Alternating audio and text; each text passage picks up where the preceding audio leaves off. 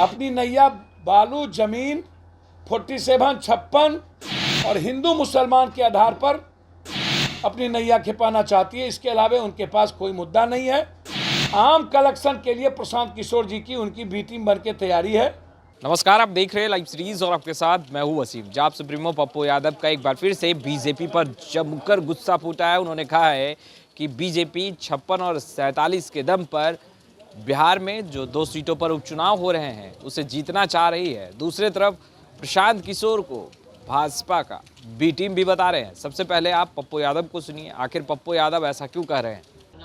नहीं, सवाल ही नहीं उठता, सवाल ही नहीं उठता जी। इसमें कौन बहस है? इसमें बहस कौन है? हम समर्थन करें या ना करें, उससे क्या, कौन सा फर्क पड़ना, कौन सा फर्क नहीं पड़ना। भैया मैं बहुत क्लियर हूं कि ना हमसे कोई समर्थन मांग रहा है, ना हमको। मैंने पहले कह दिया कि कंट्री को बचाने के लिए जहां बीजेपी के कैंडिडेट है उसको हराना चाहिए। बहुत क्लियर है, उसमें समर्थन की या ना समर्थन की क्या जरूरत है। मेरी आइडियोलॉजी और आइडेंटिटी बिल्कुल क्लियर है। मैं किसी भी परिस्थिति में यह नहीं चाहूंगा कि बीजेपी के कैंडिडेट जीते। जो लोग गोपालगंज में बी टीम बन करके उतर रहे हैं, सी टीम बन करके, उनको जवाब जनता देगी।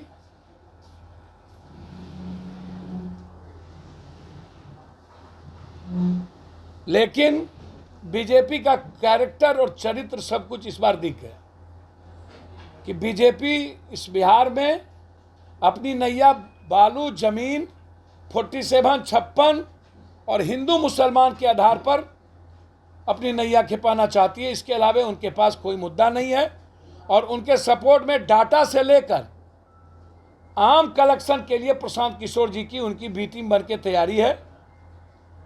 जैसे देश भर में बीजेपी ने जहां भी यूनियन टेरिटरी टाइप की स्टेट है वहां पर अरविंद केजरीवाल को कांग्रेस के आधार को कमजोर करने के लिए सामने लाया, उसी तरह बीजेपी ने प्रशांत किशोर जी को बिहार में डाटा से लेकर के कंफ्यूजन पैदा करने के लिए प्रशांत किशोर जी को लाया है। और ये साबित हो गई कि पिता को तुम तराक।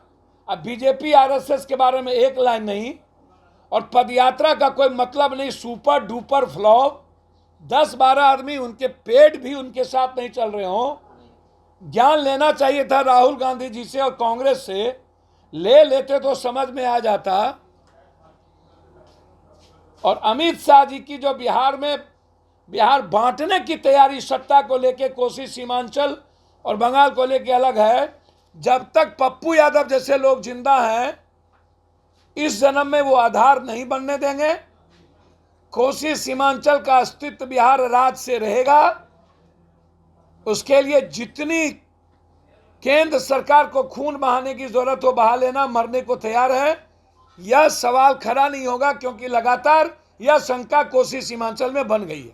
तो आपने सुना पप्पू यादव को, जहां एक तरफ बीजेपी पर जमकर निशाना साधा है, उन्होंने उनका गुस्सा फूटा और उन्होंने कहा है कि 56 और 47 के दम पर उपचुनाव जो बिहार में 2 सीटों पर होने जा रही हैं बीजेपी जीतना चाह रही है। और दूसरे तरफ प्रशांत किशोर बीजेपी के बी टीम बनकर काम कर रहे हैं और जो वो लगातार पदयात्रा कर रहे हैं उनमें लोग भी नहीं आ रहे हैं, 10-12 लोग ही पहुंच पा रहे हैं, जिससे साफ जाहिर है कि किस तरीके से बिहार की जनता ने प्रशांत किशोर को नकारा है। और एक चेहरा जो उभर कर सामने आया है वो है कि प्रशांत किशोर भाजपा के बी टीम हैं और उसी तरीके से कार्य कर रहे हैं। खैर, लाइव सिटीज़ के साथ बने रहे। आपका बहुत बहुत शुक्रिया।